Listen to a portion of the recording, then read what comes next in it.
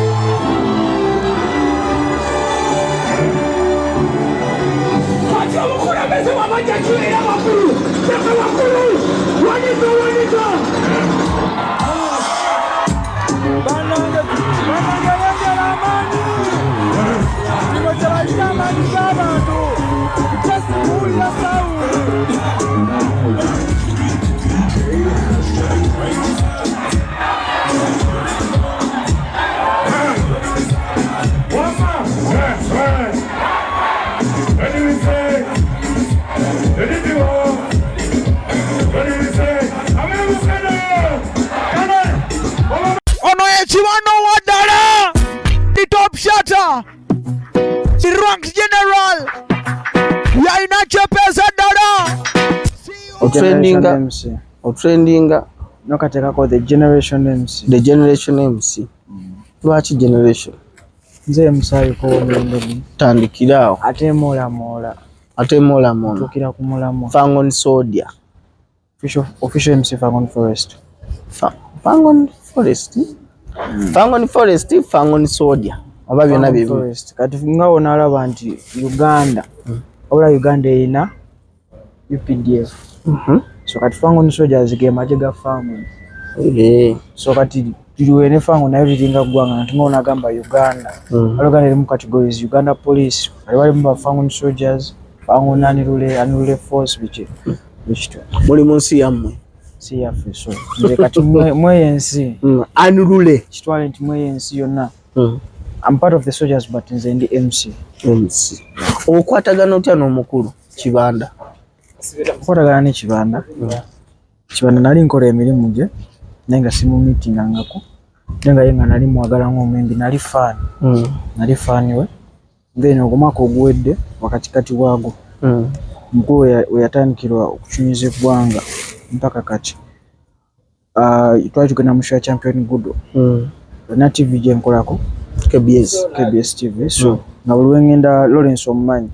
Lwengana ne Lawrence mu field okola nga bisamu n'ebintu by'omukulu Kibanda nga mbuza abantu ebibuuzo interviews zizatambulanga nnyo ku TikTok by the way. Nanga n'ekivudu kya champion Gudo then kati nga mbuza n'abantu kwa yosera weka yagudde kati nga mtekamu we vibe mu bantu. Ekibanda yagudde. Kituufu ali nya natasobola kugwa bikinga unamanyi kuteka vibe yo mu bantu no kipinga social media omuntu mugeno mposhinga mpola. So nawe unaku mwali mu studio kyo angenda kukola mukulu nankubira. Tuyankubira nze namba wede najirina yango omuntu. Nga yeye nyini kubwa yakubira yankubira esimu. Mukulu yankubira esimu namba najina kuba ku social media z'abayimbi namba zibayo ne namba najina nenga sijikubangako. Omutya nawo nabera mungo inamoko kafia ayaga Kibanda Kibulimani tegere kulunga simu kubira ko simu nenge namba njina mu simu. So nali mbikoze nga nkola buli kasera nteka video ya Fango ni so nali awo mukulu nankubira esimu bwali kiro nasoka ne maida kikanga bilinga simu sijikwatanga ntindi ngomba yicho was just ayiya wabira n'omukulu yakubira esimu kuba nakoze eki awo mukulu nenkwata kati kyenakola nenyiga ka record kati nga njagala ku recordinga kukakasa bonna abali awo ku TV bayegedde n'omukulu kati simu nali nkwata ebiseera ebyo nga onyiga record word egamba you are recording a call mukulu nambu ngewulira ngo oli akubidde abasowulira mukulu nambuza sebo yagala ku recordinga Kimenke ega bukaba wage nawe agisemu nenga nkankana nali nkankana ya siya nkankana bye biwodde kuna ngame nchaja nkufangu nenga ne chama mafango nali simanyi jeri na sina ko na device ona we nenga just nali fan wa fango ne ranga mjulira bulizi so onako renkera waliyo ya champion waliyo press conference ya champion gulira bana molire banji baliyo so onako ndako labo mukulu sasobola mulaba weso nti yali busy atenga duke waberawo ne yoguno nadala muntu tutakumanyi bulungi ki sasobola mulaba then kati nze wena komawo wa samalo na banga deno so anene okuda ku TV call so kati nze wena komawo nafuba nnyo labanga nziramu mpushi ngomukulu ntakasente aziramu andaba kati nga ninde simu mukulu alidamu akoleki ankubire newe nakole nnyo lwali lumu nali nakava ku show Dash Force nakava ku show bwenti KBS ningamba nenyingira studio tuna studio ya production nyingira studio ninkola akantu kali kagenda we kati boy tetwabalabula jizo boy mwete twabalabula something like that aninye pima ku chimenke gwani kati nze obulamu bwange bonna ne banga namaze ku TikTok esifuna ngakola X10 nagenda okera ku machanga ka video ako kakubye views zali 10k nakateka ku saa 12 notya nagenda zuka sawa zali 3 ezokumachanga kakubye 10k kuba account yange yali awo bweto nabyo nabikolanga byagana nga mkoze nga biganye nga bembera mbagamba nine kitone nenga ate kitone nshusya bakitone kukira tukitambula kusegera so nakola akantu ako nagenda okera ku macha nga gundi views eri mu mutwalo nga ina likes 10,000 natya nindo kati nze challenge nali sibimanyi obulanga bulwe scrolling bwenti ku for you page ndaba mpulira dovozi lyange ya dovozi lyange nengamba olona ku lwenyini muntu nankubira simu nangamba kama wange njagala onkolera ya kalango nenkakoze nga wakoze akanya akomukulu kimenge njagala kankolera mu dovozi bwerito nangamba leto onsira nyo nkoyo sente mmeka nimko mukama wange jakumpa emitwalo 25 golozo sabe nyingi nzindoza nsabe sente nangamba none nakakola bulungi teyankaya nya goma ya 25 najimpa nange chamazima kona kuna sina musenge kitegeera entula went nendoza kati omukulu ajana ngamya tosolo okona nula abantu bakaba bakakosa sound chamazima nageno okebera nga abantu 15 bakakosa sound ndio nira banganyira ku for you page no following ku for you page amano katino wana naso okukola ki okulaliza awo binanga binambikola ningu mukulu simulabanga tomulabangako simulabangako era simanyi nti akolo ngasimanyi nti amanyi n'okumanya katolona kulwaddako nenta sound endala boy mwete mutya ezo nano manyi boy mwete mutya kati wenta boy mwete mutya nenza mu nenta kone buno interview wenze kugamba kati ne corona ko nagenda mu sito omo nganzo kola ku interview naka interview ke nakola nensango nali nkola ku mvuka wa boda mtuka kuva boka muze ekiriwo namuza amanya ago nganga bayenza bitix kavuka kali katono tonowe kati ngaya kambadde bya bitix bye nikangamba yenza bitix nikabuza bangamba kimeke yago kangamba nga agwawa isawo kibana lena nyo ovunga no nabitix kangamba nga agwawa asobola kugwa obadde kigwe nayo mimi nalagwa manyinga si alien sajja kali kai mozo gwani ngamba yenza bitix kati kwata video hiyo njipostinga ku TikTok ndokera ku macha ndaba abantu bankubira masimu bangi ndokera nga ngino kudda bana soka kubirani nabwe nasoka kubira nangamba alien yakoze mu duet ya TikTok atandika atya kumanyi kyali awo alien yakoze mu duet ya TikTok kumanyi kyali awo owuliro otya Kibanda yaliko amaanyi awo by then nga yaliko nnyo akikubye akoze duet olinya banno ku mutwe abakozi ate ku TV nali ngambwako yani nze kunze kuvadda nali buzibu era ku TV awo zatani kokola chemanyi ku KBS nabera ko humble like for 1 week ocha studying ambera era bona kasana mo studying embera bwendi bona bayinza okugamba bakuwulira erinya lyali bampita KBS star Redoli star ya zengemera zange manyi nti ndi wakabi ole naisi nabaddikwata nenga nze manyi nti ndi waki ndi wakabi kati okudda mu comment section yange yonna nga ndabamu fango n'emusi so nasooka n'ekikipinga kam nenfuula banga mpushinga wakawo mukulu so waliwo bamuyita Coach Clement kimanyi omumanyi so nenkubira Coach Clement nomugala kati sisinkana mukulu kuba nali nsuubira omukulu okuddamu okugwa kati yo omukulu yali yamaze okiteeka mu bwongo yakoze ki namuyita alijja ate by then yalinga busy kwata bivulo bingi tayinza kudda kuggwe alijja Clement olwo nampita nantwala kati twagenda tukakufango n'omukulu yali afuluma ino ngamba oyo MC musajja bujjamu ng'akutegeera so musajja bujjamu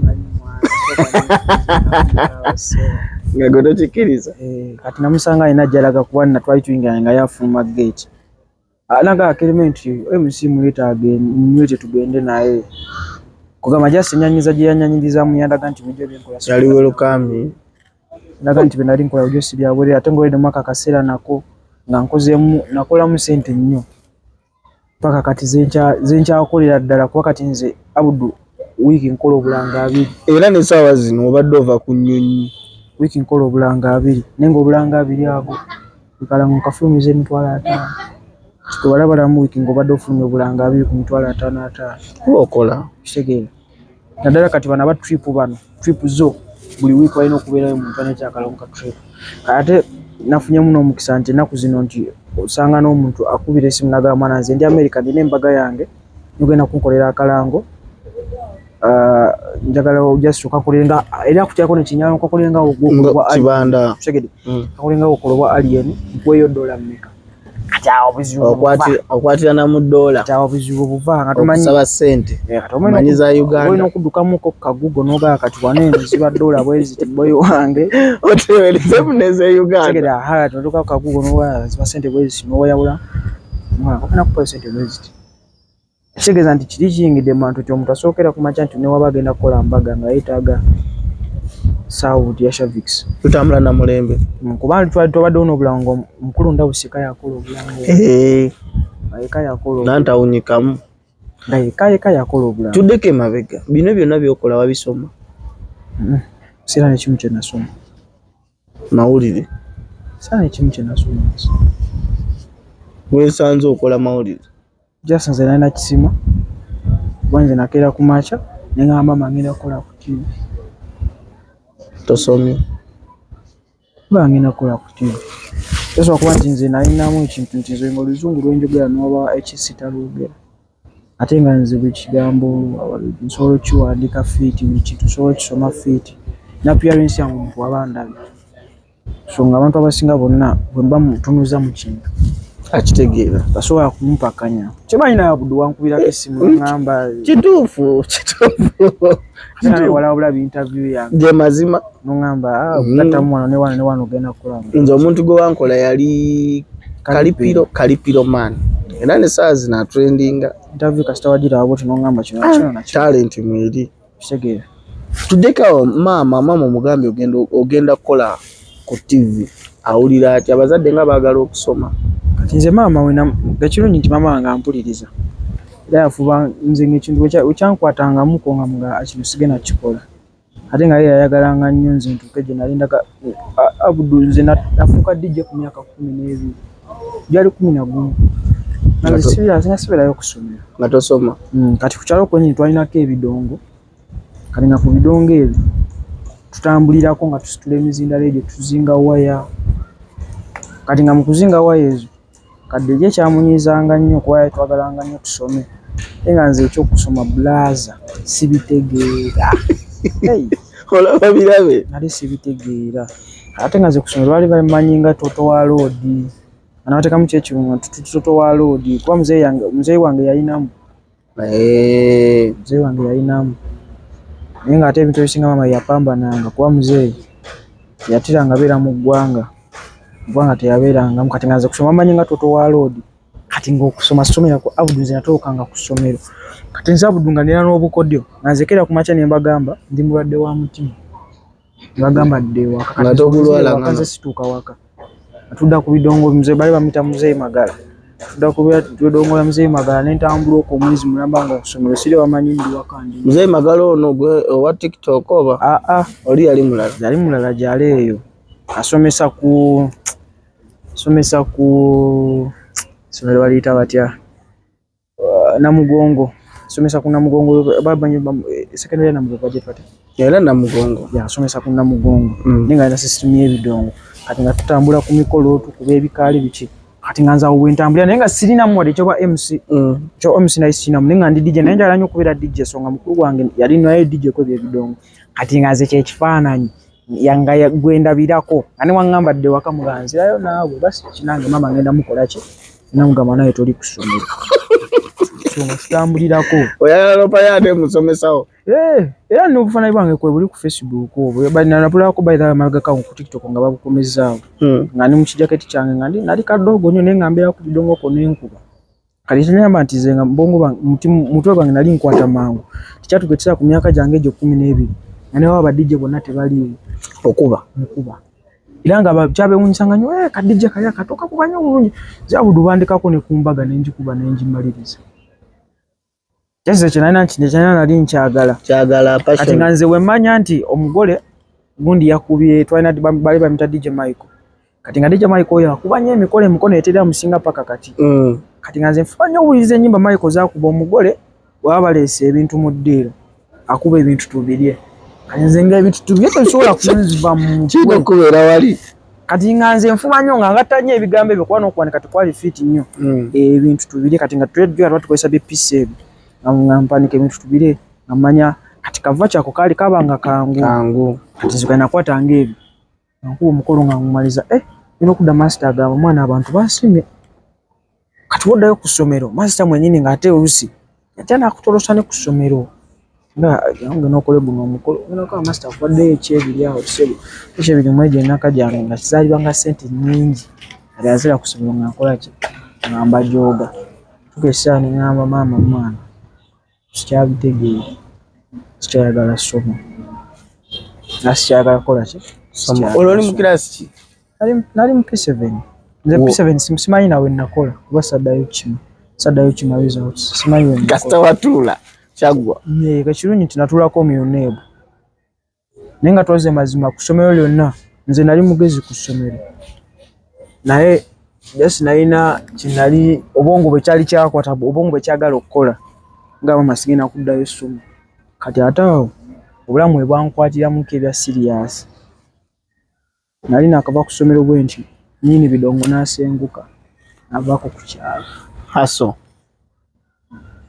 mama nangambo birabe kati mama wange oyo mulungi nnyo mu kusika snacks ezo angamba katuba yatandika okutambuza ebyokulya abadde serebo ganyi yatandika okukola ki kutambuza ebyokulya kati obuwala bunakula butya ku kyalo sita kuseerako kenyini muzeeyi naye yagenda okudda mu ggwanga nga tali fiiti naye naayitako kati awo mama yali apanga kuntwala mu institute kusoma bya mikono oyagala nsoma video editing bwenda banga kyali nnyo mu entertainment naye mama yagala nsoma video editing muzeeyi nakola ki muzeeyi naayitawo naafa kati awo obulamu nebusooka munkwatamu yaddala awuddu nenkola omudala gwa chapati netugulya netunda scrap nga bikaseera poliisi etuzoganya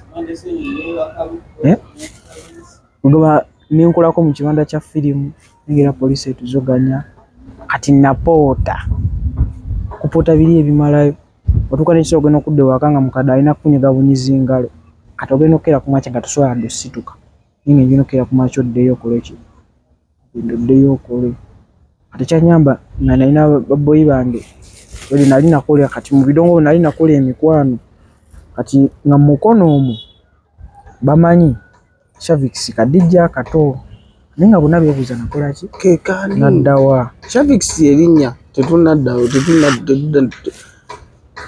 nga tetunatuuka Shavix erinnya eryaddala nze busula Shavix wajjako limu wajjako bujja nenga abali bonna bali bakaluzi kuba erinnya Shavix lisumba abantu bangi kati nabo basaako ne bampita Alex Bona bali bataswali talinya Shavix bakita Alex ya kizungu nnyo nga ne mama mwenyewe usampita Alex nga lerinya bali Snacks muzitambuza byonna twabikola nga byonna mwana kuyiya nga tebijja mbeera togisobola nga tebijja nimvayo kati netandika kati nfunayo ebbaala we walusubi omanyi walusubi nga kavenda mawujula awo walufunayo ebbaala nibampanga house DJ nanze DJ waawo ambeerawo buli lumu myaka emeka egyo awo nga mpezeza emyaka gyali 14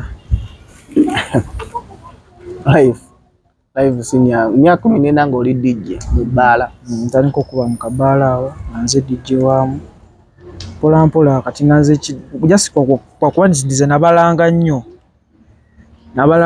nti bwe nakolanga ebintu byange ngamba n'ekiddako kati mu kaseera ako kennyini bala nesuka nenvaayo ku bwali tewaliyo kasente bulungi nzira wakane nga mama kati njagala kukola ku TV mwana wakati ndaba mbisobola biseera ebyo nga Munu TV yakajja nga balanga bagala bakozi njagala kukola ku TV sibisomangako sina akadivayizi nga ndi mu kibuga nsina na gwe mmanyiyo mbadde nzira mu family mulimu asomya amawulire tewali wayi family yaffe nze owakabi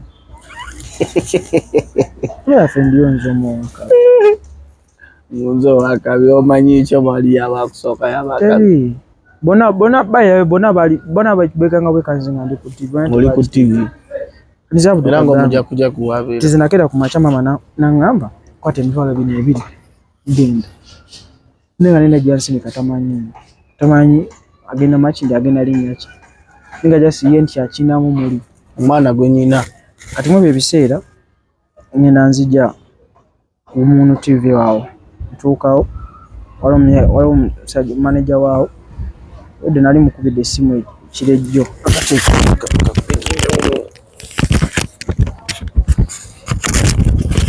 odde nali mukubidde essimu nemugamba njagala kukola naye ekyamazima ngamba sirina ssente nemugamba njagala kukola naye sirina ssente nawe afuna emitwalo 5 gya interview mugamba sina gyonna kukola ki sina gyonna jo sizirina nagamba jangu tulabe nojja kunfunirayo omutwalo kati blaza twali mu lockdown awo nze natambula ku Munu TV awo kumala ebbanga nenga tebampa kikola kiddako natambulanga buli lunaku nga mukadde oyo gwe abampa emitwalo 3 buli lunaku alina okubeerawo koyo TV nga munaku bangamba komawo enkya omwana natuka ekiseera nga ntambudde nga buli muntu awo ku TV ammanyi nga twatandika n'emboozi tunyuma nga ne manjawo tunyuma nga tampa mulimu nenga nsiibawo buli lunaku era nga nabo buli muntu akimanyi DJ Shavix owa Munu TV nenga ekyamazima sikune studio simanyi nga nsiba ku reception yawo nga wensiba buli lunaku so ne baŋŋamba ole kaddemu akasembayo era kaddemu kenakola program bali bagita tweyagale naye anko nali nfaanana bubi mwana nange mbirabe kati nfaanana bubi mutasobola kumpa mulimu ebintu binali nyambala nga nzija ku TV y'abandi bambi nange mbasaase just bye ebiseera twanyiiganga nange wenzirayo kati nembiraba ngamba kituufu mwana mwajo tebyali tebisaana kusaana mulimu naye nga ate nze ekyalo kyange Manzala Namagunga kati nga ffe ekyalo kyaffe baagala Shavix abeere wakabi ng'osaluni ansala enviri zabwerere aleese engatto akugulidde ekyenkya omwana akole ki ayitewo agende mu kibuga akomewo nga wakibi kati mu ebyo ebiseera Munu TV nebisooka nebigaanamu kati nesooka nenfata Delta TV naye ne ku Munu nkyakola ki kyaliyo nawaliwo kamera bamuyita Dani wawo ku Delta TV naye kati muno media abagezi bangi nze nkiraba kati nti banjigiriza bingi kati kizibu nnyo omuntu kati okunsanga mu media muno nakola ki nanimba wananzoleyo nti njirabiddemu ebintu bingi njigiddemu ebintu bingi kati nze media eno ntambudde kuba kati nze kitono mbozi ntono nya budu gyosobola onnimira nange gyenesitagigamba ofina mu media tuyita mu kkubo lyerimu ensonga lwaki nti olaba abantu bangi basoma journalism mass communication nga bakolako bwe batono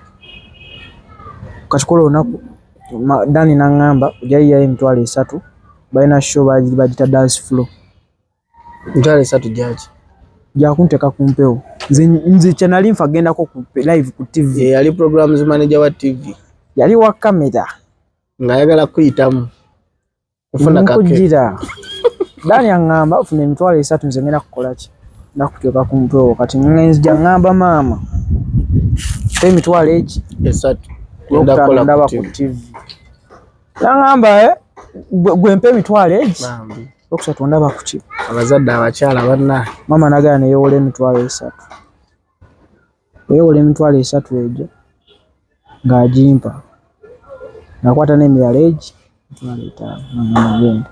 Kati blaza neewula engoye ku boutique waliwo ka boutique kafa katulina ku kyalo mutafotirike nampe ebikuba yagala omwana agenda akole ki abajoge naye engoye muganda wange ze wampa gosobola byambala sawa zino najja nga nkubye ziwero 5 abudu nga nze kula ku TV shwa leta nikasawa 5 kitundu ez'ekiro ku TV natukawo bwe buti nali wendi oyiseemu mangu nali bwendi zuwera sawa 2 ez'ekiro nakoze dde emikwano ba receptionist bona badde tutigine bona nabakoze ko dde emikwano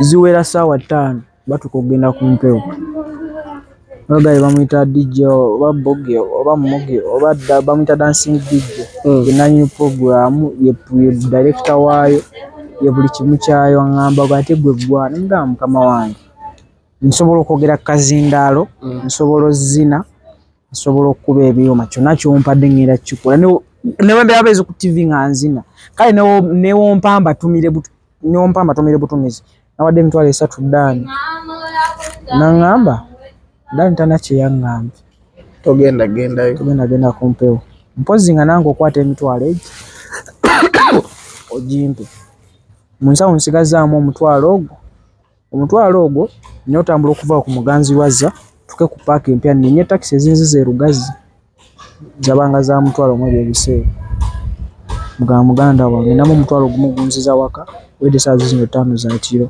naye nyamba just kale ne wentumira butumizi mama wange ku TV nenziri waka kumbe mama yagambye dde ekyalo kyonna agenda beera ku TV chaviche agenda beera ku TV nabera ko kudeta TV pulira kati ekyalo kyaffe si kinene nnyo kati abantu bakubona naye ffe twabera ku kyalo nga bamanyi ngerinya balimanyi nga likitambula mangu kati blaza nga bonna bali bateze TV saawa ezo n'abamaduuka kolo tebaggalawo TV bazidekako abantu kyalo mwana w'okkaalo basobola okundaba musajja yagaana muvubuka oyo yagaana tojja kukola mpozi mumpadde emitwalo egi padde emitwalo 3 bebakola ne bazina bakola balinawo n'obudde bafisangamu awo ne basoma message wale bakubanga mix nga tewali nayo gane nga kali singo mpaawo talenti mu studio satuuka nakomawo ku reception nenzire ewaka kati kuolo lunaku namala wiki nga sifuluma ggwe kyalo swale naye maama bamujerega Rambo tugali mwana agenda beera ku TV tazze taliiko bunaku muntu gamba akola ku Mono TV alongosa toyo yatabera ku TV tuga bunaku akola ku TV kitumulaba mugamba akola ku Mono TV tetukola ki tutumulaba katwala ogayawo sawa zino ya recording ye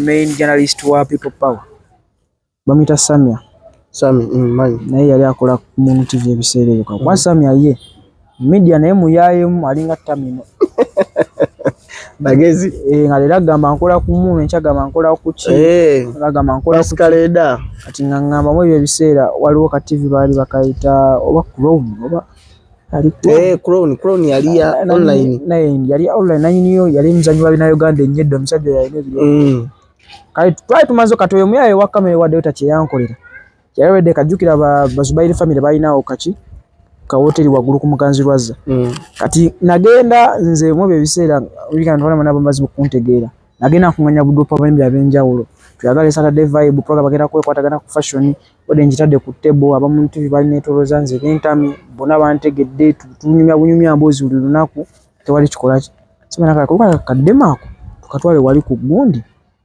bawe emitwalo bwegiti kutandikira okukola wali otandikira okukola ki kola ni ngamba ate gwaba wa sente ngamba kale ninfunayo sente awo kati mu ebiseera bino nga zisikyadda na waka nga nsigala muno mu kibuga nga njirira byange nga noonya kasente mmala onoonyamu akasente bakati omwana mmala onoonyamu akasente ako ate nga nkaza mu bayaya ba media mwana nga nkabawa kona we kafa nsobola wona ekiseera we kyatuuka ntambula okuva ne site paka Namagunga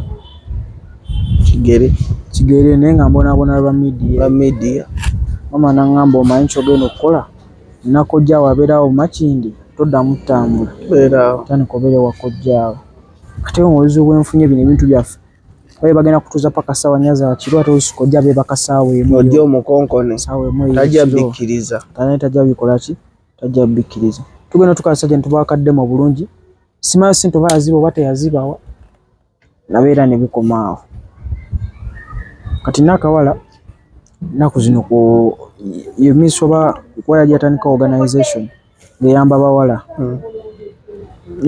sazi nali mu UK ne mama kondooza akola mu Barracks Makindi oba akolanga nisimanyi bulungi bakata charity oyo yali ayogera nnyo nze nali musirise charity oyo yandetya n'okufuuka MC yantuka nangamba jansanga ku reception kati nze nga nafuuka katebe ka ku reception awo nga buli ku reception ya Moon TV n'okubeerawo nga nze ekyokulabirako boy nze gw'osanga ono manya nti olifuna omulimu ate olifuna mulimu wanange gonsanzeewo mumazeewo kati omwezi charity nangamba ekyamazima kiri nti tabaliko yiri bampola ninange njagala bakiwa n'omulimu kale tufuuka babiri nga ku TV awo tetuvaawo n'abaluganda kuba kati ye yatuka ekiseera kuba ye yali asoma nga ali ku campus aniko okuyambayambawo abaana abazungu ne bamukwata shwi mba ndi awo bamuta selector PW simayo bomumanyi bamuta selector PW yansanga ku reception ya Moon TV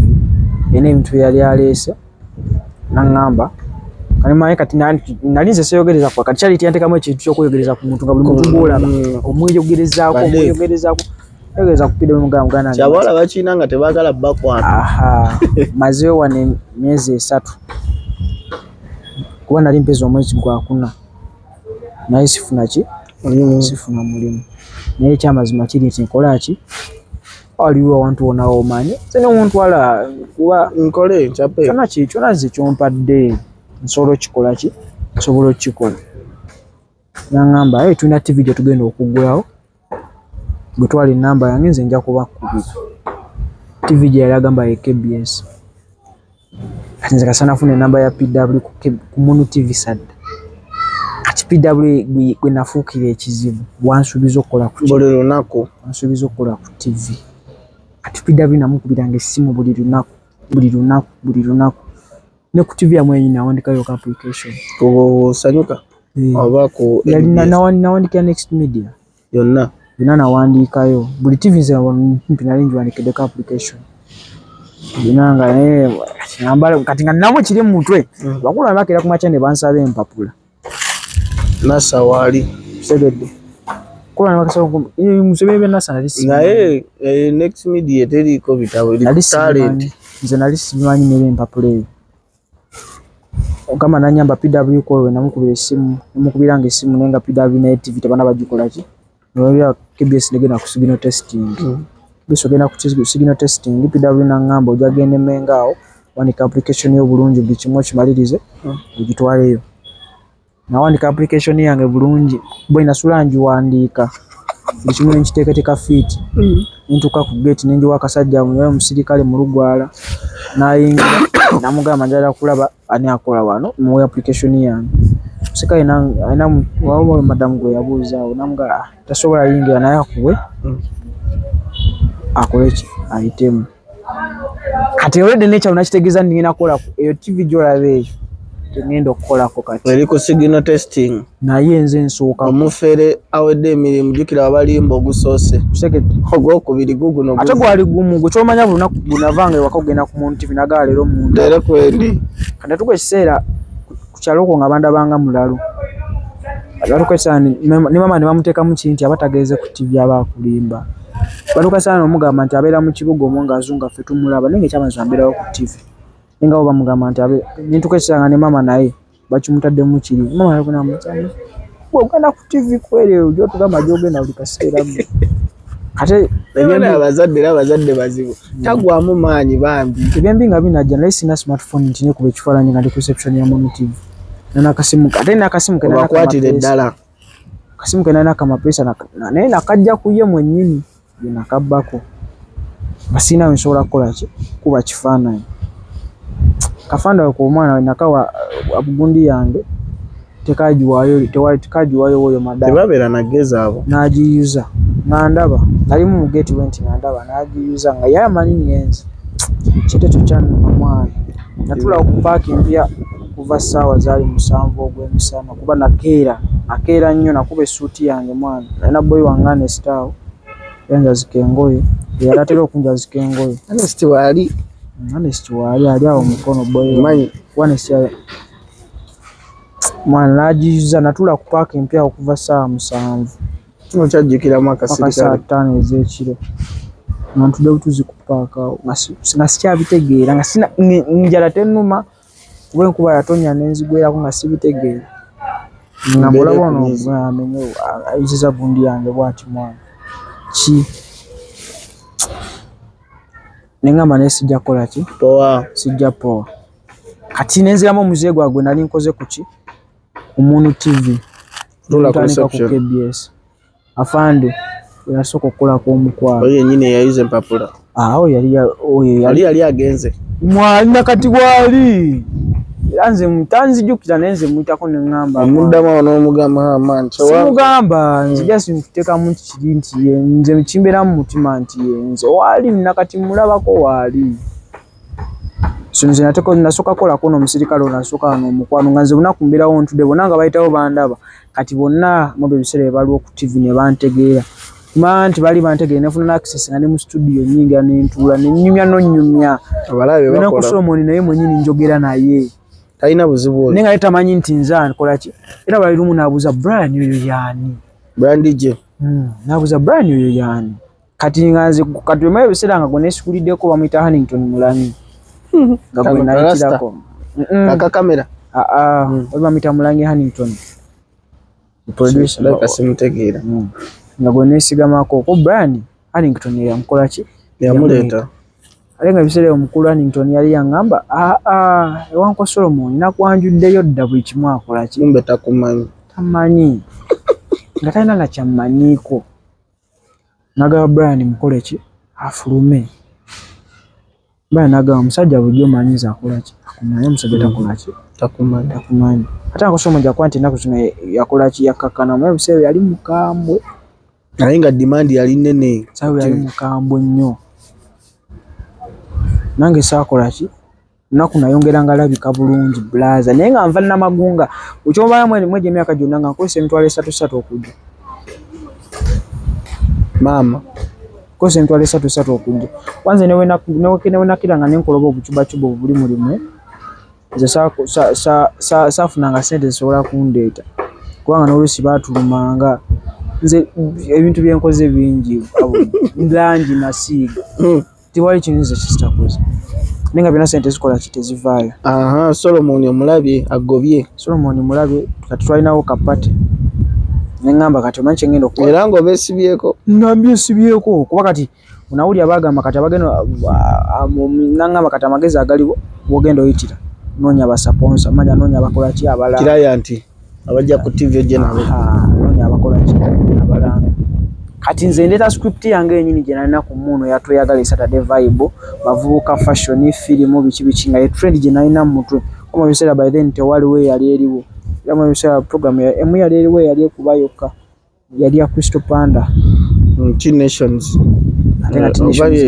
Teen Nations nayo ngevudo kati nga program esigaddeyo mu ggwanga yoke kuba yali after 5 kati nga zikimbaze nga KBS engeri gyeriko bwe bampa program eyo ningenda kumpewo bwenti kati okumanya nali serious ningenda mu kibuga nenfata abasaponsa nembaleeta aba okukina ba Black Magic abamanyi Martha Mukisa kati nze mbaweta Black Magic onanga mbakubya akapindi nga bagameno program kasita tugikola bana inegena kumpewo fena tuyiseemu nafunayo n'abasajja waliwo atunda kateni awo bamuyita Joyce Madogo nafuna bangi awo naye bayita ne tutula ne mu meeting ne Wannington n'omukulu Wannington ne tutula fiti nnyo nga nze mmanyi kiwedde ne mugamba mukadde kati nno ggwe oli eyo genda ku mpewo mutabani we agenda ku mpewo abikooye banaye yasanyuka yagenda mu kyaki n'awala n'obujulizi n'agamba omwana yakoze eki yayise agenda ku ttiimu ate nakola mba ndi awo ngenda okuddamu olaba nga puroguramu yange eri ku mpewo gye bayita Youth Empire ne bakkira yatibwa gye bayita Youth Empire ate nga yagenda ne ku mpewo nga talina saponsa ate nga zoone naye njeetedde ba saponsa